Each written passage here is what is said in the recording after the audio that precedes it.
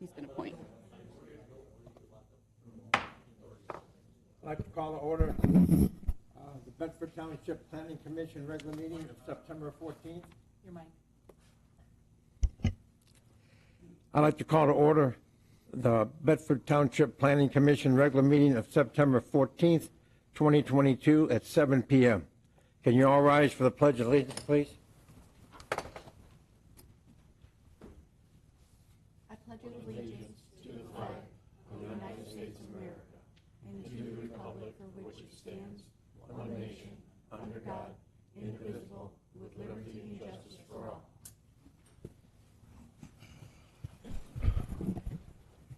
Okay, Ms. Rector, would you do the roll call, please? Yes, Mr. Swank. Here. Mr. Helm. Here. Mr. Fritz. Here.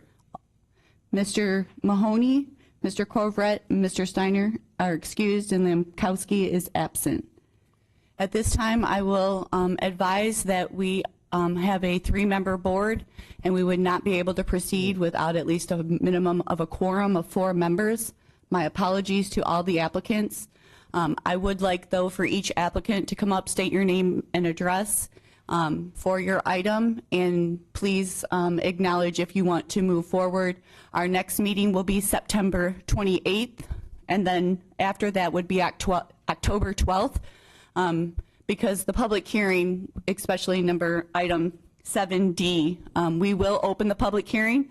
You will have the opportunity to state your comments regarding the public hearing, and the applicant then will advise what meeting it will be continued to. But it would be continued to another meeting, and you would still have the opportunity to come back and speak again. But I know some of you are here for that item, and we will take your comments today just in case you can't attend another meeting.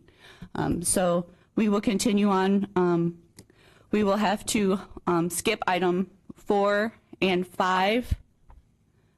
Those items are the agenda and the minutes, or do I need to approve the agenda?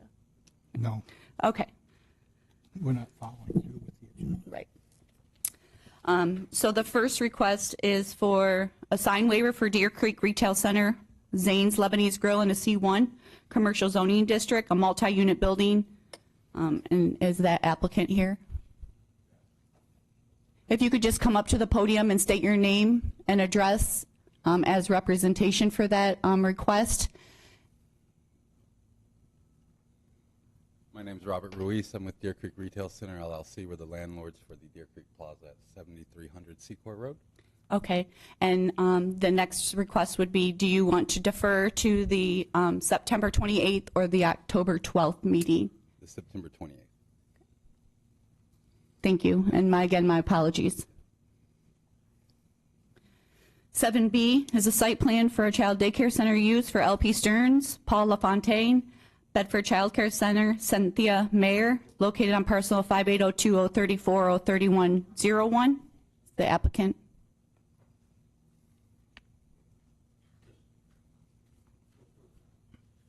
Hi, I'm Cynthia Marr. I'm here as a representative of Paul LaFontaine, who could not make it today, and I'd like to opt in to be able to talk about it today if we possibly can. Well, we can't take a motion on it because we only have, you would have to have 4 votes, and one would already be a no, so it would not be approved if we moved forward today. Okay. So the option is either to defer to the 28th or the 12th. The 28th. Okay, thank you.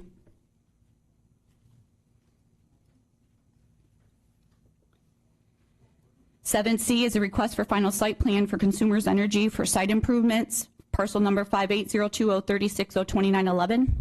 Is the applicant?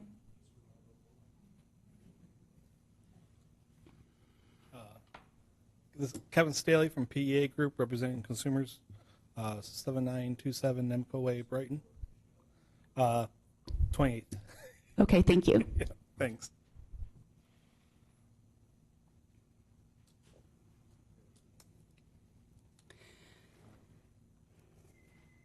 Seven D, open the public hearing for the request from Lock It Up Self Storage, parcel number 5802-026-07000, to revoke the plan unit development that was approved on April 19, 2005, with a minor amendment on December 7, 2005, and to rezone the parcel within the PUD, and to revoke and rezone the parcel is being requested, as the property owner has requested to move forward to submit for site plan approval and increase development within the 14.36 acres that was required to remain as open space within the PUD, in accordance with the recorded PUD that was recorded on July 28th and amended on July 28th of 2006. As Article Plan Unit Development Districts of the Bedford Township General and Zoning Code Ordinances, the Planning Commission shall review the request and make a conditional recommendation to the Township Board in accordance with Section 400.1708A, enforcement of the Bedford Township General and Zoning Ordinances, otherwise known as 100 West Stearns, Temperance, Michigan. At this time, public hearing is open. Each resident or public comment, please state your name and address, and you'll have 5 minutes to speak on the item. Well, I'm a resident, Ron Kuzno, Crab Road. I'm 3/4 mile north of this proposed site. We own the property next door. The Kuzno Farm was established the same year Bedford Township established, 1836. Now this here, when it was done, it's been a sore eye ever since it's been there. The 14 acres you're talking about, well, about 9 of it is not buildable. They took all the topsoil off and they made a holding pond for water. It's not farmed. There's only about 5 acres in it farmable. And I believe Joe Garvik that built it, I don't think he was even aware of that, because he said he wanted to have someone farm 14 acres.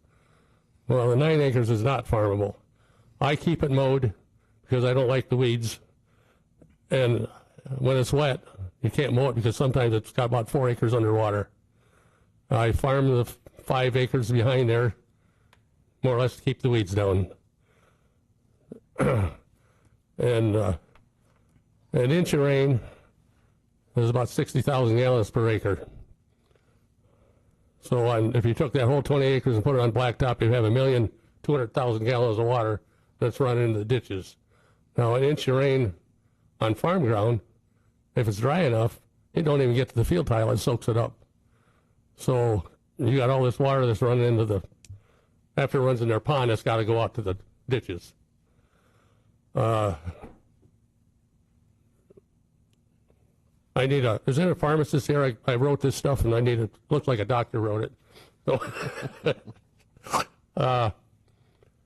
and the other thing, when they built, or they zoned that for the unique tool and dias, 1/4 mile across the corners, I was at that meeting.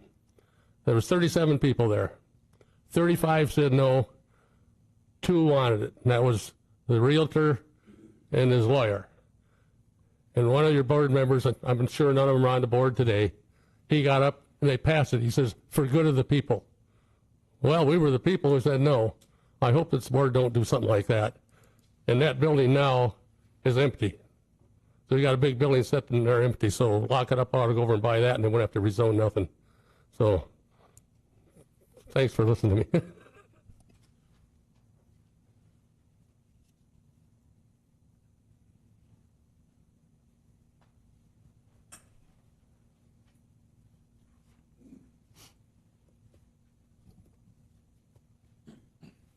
Hi, everybody. I'm Dave Kwiatkowski. I live at 330 West Stearns Road. I'm also the manager of the Stabinski Family Farms Limited Liability Company, which is a 92-acre family-owned property, also on West Stearns Road, surrounding my house and bordering the property that we're here for the meeting. I've read and reviewed the Bedford Township meeting minutes from February 23rd, March 30th, and April 19th, and this would be concerning the Erie Shores Storage Facility PUD approval, and that's parcel number 5802-026-07000. It's 20-acre parcel. They were trying to get a PUD AG zoning on 5.64 acres to be developed and 14.36 acres that was supposed to be left for open ground. On the 19th of April, I have the minutes, and it's this was the Bedford Township Board meeting, and the minutes say Jenkins gave a report from the Planning Commission explaining the buffer needed and the 14 acres to be farmed. Then the minutes go on to say, in a motion by Meyer, seconded by Schachman, to approve the PUD for Erie Shores mini storage with the following stipulations. Number one, developer shall enter into the PUD agreement with the township. Number two, the building appearances shall be as the design and color scheme for the evening's consideration. Number three, the parcel is totally in a floodplain and cannot be used for other development other than the type being proposed. And then number four, the developer will continue to use the majority of the property to preserve the farmland characteristic and open space. And then there was a roll call vote. There were ayes by Francis, Meyer, Odell, Schachman, Steiner, Steinman, and Wilburn, with no nays and no one absent. This morning, I got on the Bedford Township website, and I was researching the Bedford Township Master Plan, the updated plan dated October 28th, 2015. On page 39, under Planning Issues, the plan states, Bedford Township has significant amounts of soil considered prime farmland soils and soils of local importance. Farmland can improve environmental quality with regards to protecting groundwater recharge areas, providing floodwater storage capacity, creating wildlife habitat, which are values that are often destroyed by development. Goal number 6 is farmland preservation, and the objectives and strategies, number 1.1, say preserve viable farmlands with conversion to the encroachment of non-agricultural uses in designated agricultural preservation areas. Goal 7, objective number 1, is to minimize the impacts of development on environmental features such as wetlands, floodplains, woodlands, streams, groundwater recharge areas, and scenic views. On the township's future land use map, which at the bottom of the map says Manick Smith Group, and it was dated June 30th, 2015, this property is designated agricultural preservation area. In the beginning of the presentation, I made reference to the Planning Commission meeting minutes from 2005 with stipulations against further development of this parcel, citing the property as totally in a floodplain. Then I referenced the Bedford Township updated master plan of 2015 that includes goals and objectives for designated agriculture preservation areas like this one, none of which includes future development. As a neighboring property owner and property manager, I respectfully petition the Planning Commission to deny the request to rezone and develop this parcel. Thank you for your time.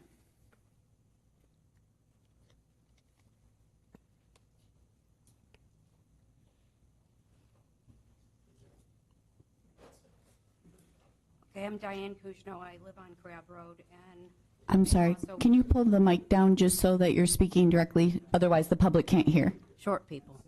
Thanks. I am Diane Kuzno. I also live on Crab Road and have a partial owner in the Kuzno Family Farms that has adjoining property and property across the road. And our farm also farms on the Stubinsky Trust. I'm going to cover a few things that are always referenced through here very quickly, and I submitted several maps and documentation from FEMA, from Eagle, and these are my reference points. Also, the USGS service, that is the global service that provides Eagle with their map, and I have an updated map and results for elevation of the property that is there, that has at the points of, that can be seen by anyone that logs on, at the points that are being described by my father-in-law as being excavated and mined and moved in order to comply with the 3-foot high hills in the PUD agreement and to bring the property that they did develop and was approved up to 1 foot above floodplain, which is what FEMA requires and what general township requires. I want to talk about the floodplain. The floodplain map, I show that this is in the floodplain of 100 years, the entire property. The map for the wetlands shows that it has 2 of the most crucial wetlands. I've submitted soils and Eagle's description of the soils, highlighting the soil of this property from the map and the importance. One of the soils is only 2% of the world population. The other one is only 10% have that. I've submitted a map and a description of what this property is, according to Michigan State University. It is Michigan State's university description I'm going to use. It is called a prairie land wetland, and it is a prairie wet, I'm sorry, I'm messing that up. It is a wet prairie, and it is an emerging wetlands. And the definitions and the actual counties in Michigan that are the wet prairie are in one of the documents I submitted, and there are only 7 counties on our side of the state in all of Michigan that have this land. This land is in the watershed to Lake Erie. It reaches open water after talking to the Drain Commission. It reaches open water right after the Hooper Drain. The Hooper Drain drains Stearns Road. The Kyle Doty Drain drains on the side of the property that we have and also then goes down and merges. This property drains into those 2 drains. They merge at the corner of Crab and Stearns. And the Hicks Drain is from the Stubinsky Trust property, and Dave Kwiatkowski's property that he manages is the Bix Tile, which dumps into the Hooper Drain. It immediately goes into the Indian Creek. And it's in open water, and in 3.3 miles, it is in the estuaries of the lake, and in 3.6 miles, it is in open water on the lake. That is according to Google's map. What is being proposed? This is a floodplain. Floodplains have purpose. There's benefits to natural floodplains, to the community. The FEMA definition and summary at the very end of all of their pages of their brochure and pamphlet that they give to everybody, that is very, very long, says that floodplains are a natural resource function to the communities that are usually and always undervalued. Why is they valued? They contribute to the hydraulic cycle. They contribute to the water cycle. I got definitions of those in the information that I submitted. With limited time, I cannot go into their definitions. The natural floodplain provide a risk and a reduction by slowing and storing water. They provide a reduction in floods, and you cannot mitigate excess water to the extent of 18 paved acres of hard impervious surface. You cannot mitigate it by slowly metering it out in a detention pond, which by regulations should be emptied in 24 hours. Floodplains provide protection for the residents from backstream and upstream flooding in torrential rains. Detention ponds are only calculated for 10-year average of rainfall and 25-year flood. That is in a 100-year floodplain. Fish and wildlife habitats are protected. Diane, you're going to have to wrap it up. Are superheated. Natural flood and erosion control, surface water quality maintenance, groundwater recharge, biodiversity, and productivity. Migratory and all kinds of present birds, crickets, and everything are present. Detention ponds, which is the solution that they have used so far, has not addressed anything. They do not. They cannot replace a floodplain and its benefit to the community. And what you're asking is to pave a watershed. You want to pave the entire watershed, which then I've submitted has equal detriment to the entire community. Thank you. Because of the rainfall.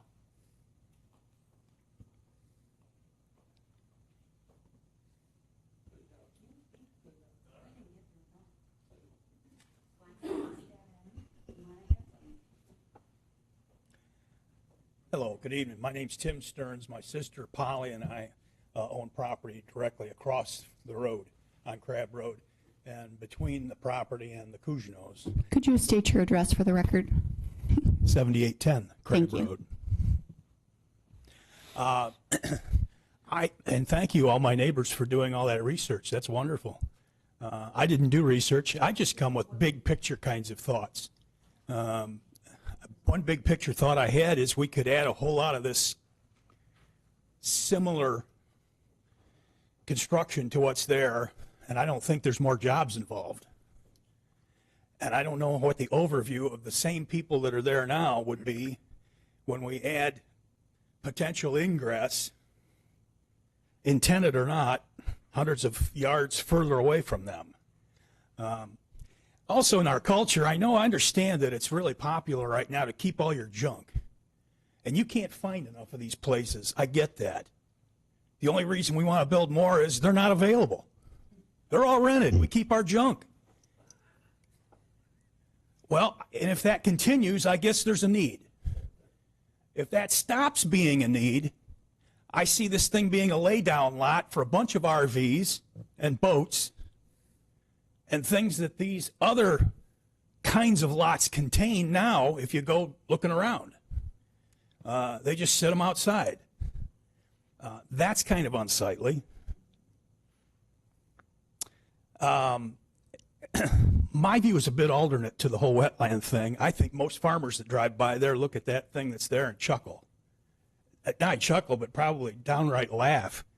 It was poorly constructed. The topsoil was all removed and sold. If it had been required that it was topsoiled and grassed, it would probably look a lot more like other stormwater detention ponds that were successful. This one probably would not be termed as a successfully constructed stormwater detention pond. So maybe paving it over would give someone a better opportunity to construct one that really worked. I don't know. If there are wetland plants in it, it's only because they got imported within the last 10 years. I doubt that there are. They're probably all noxious weeds, I'm sure. But I again, living across from it, I just see some negatives there. A big lot that's being looked at by a caretaker and a family all the way down on Stearns Road, a long way from where this property would end up being finally developed. And I see people sneaking around fences and a long way away. I don't see more jobs. It's be handled by the same people that are there now. It's not going to benefit the community with jobs. If it benefits somebody, it's going to be whoever's taking the net off of it now. And I don't know that they're in the community.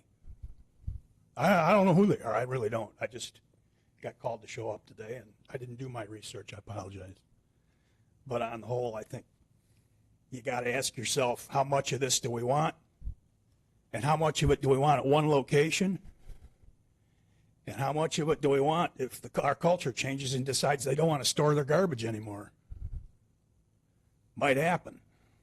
We just don't have enough spaces for it now because everybody just doesn't want to get rid of their junk. And I'd hate to see a bunch of RVs and boats and the kinds of things drug in there and stored as a laydown lot at some point if that isn't handled along the way. And it may or may not be, but a lot of these places have that same thing too, which would attract nuisance as well. Thank you. Thank you.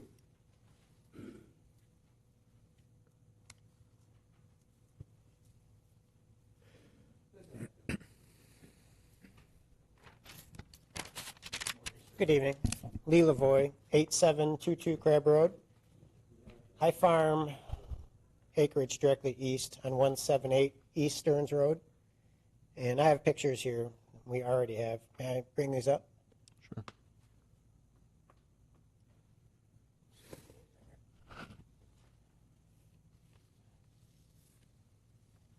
We already have some water problems. Our farm's in the same floodplain as the storage units.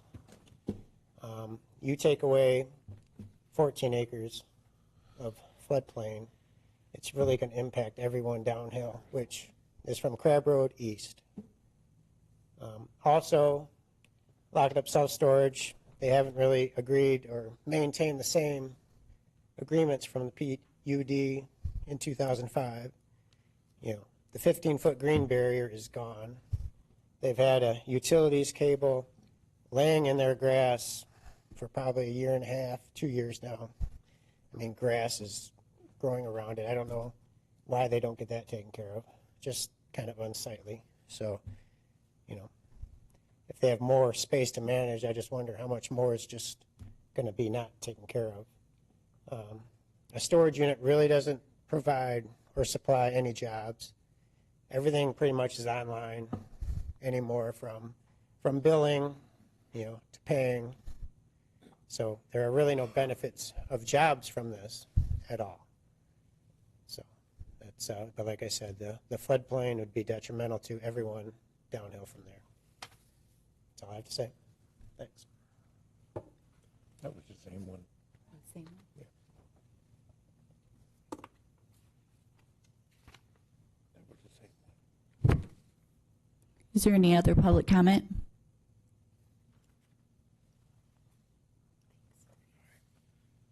Excuse me. Charlie Rowe, 1633 Dean Road, Erie. I'm here representing Mrs. Selma Combs, 520 East Dean Road, Temperance. I farm and manage the farm just west of what Lee was just talking about. And I want to ask you a question. The ditch was cleaned on 2015. 2015. In 2019, there's 61 acres across from this used storage plant after the ditch was cleaned that I could not farm because it had so much water on it, and had to take the insurance on it, and it was not profitable by no means. A floodplain is a floodplain. You do not have to tell a farmer that water runs downhill. I happen to live over by Lake Erie. Everybody in Bedford's water comes past me. You can get 2 inches of rain in Bedford and nothing in Erie, and we still get your water. And a retention pond and the eyesore that's up there, and the fact that it's in a floodplain, if it is in a floodplain at the conservation district, it should not be developed to begin with. Water runs downhill. We, property owners, paid for the ditch assessment, and on that, if they're going to turn around and flood our ditch, a.k.a. David Thompson, the drain commissioner, we're going to get hit again. It's water runs downhill. You can't stop it. Thank you. Thank you. Anybody else for a comment?